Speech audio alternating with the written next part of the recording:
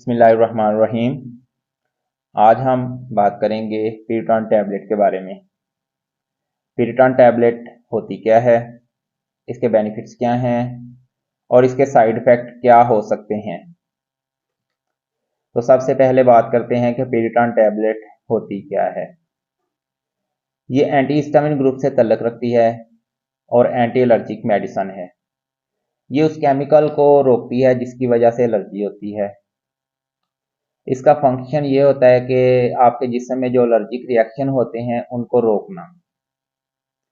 अब हम टैबलेट पीरिटॉन के यूजेस के बारे में बात करेंगे।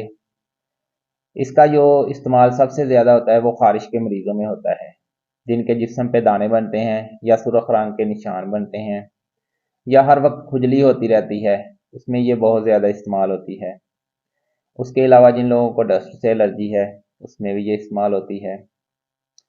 इसके अलावा छींकें आना, नाक से पानी आना, आँखों से पानी आना, ये भी एलर्जी की एक किस्म है। इसमें भी पीरिटॉन टैबलेट बहुत ज़्यादा इस्तेमाल होती है। अब हम पीरिटॉन टैबलेट के साइड इफ़ेक्ट के बारे में बात करेंगे।